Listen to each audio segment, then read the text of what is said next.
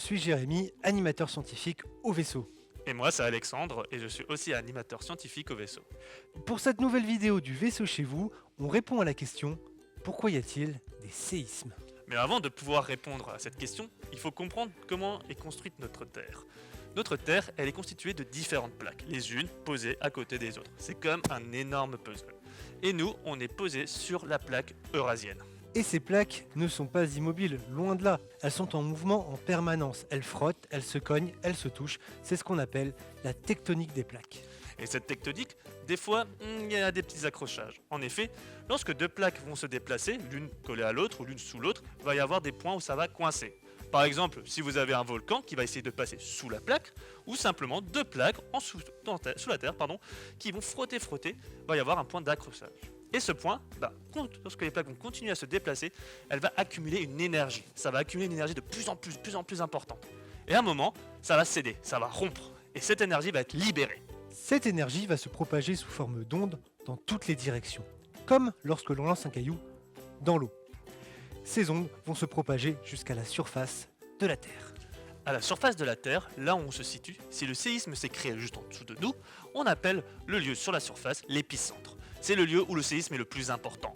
Et lorsque l'on s'éloigne à la surface, donc si vous partez, vous prenez un bus et vous vous éloignez de environ 100 km, l'intensité sera moins importante, on va moins ressentir le séisme. Pour cela, on va faire une expérience. Venez avec nous.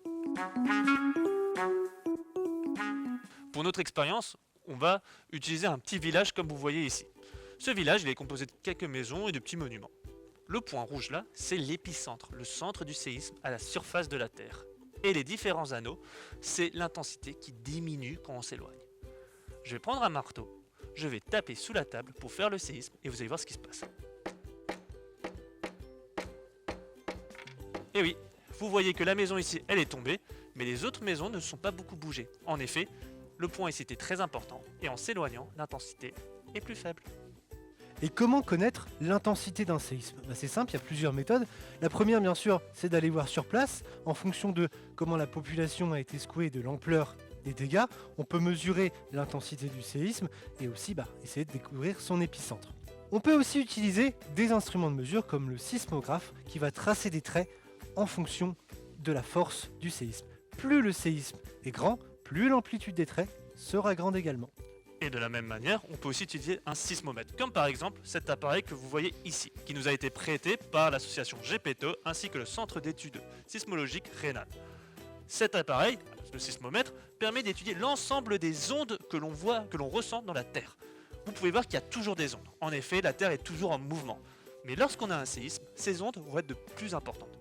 Si je mets un pied, les ondes sont un peu plus importantes, mais si on saute tous les deux, là, on a une saturation d'ondes. Et c'est ce qui permet d'étudier les séismes.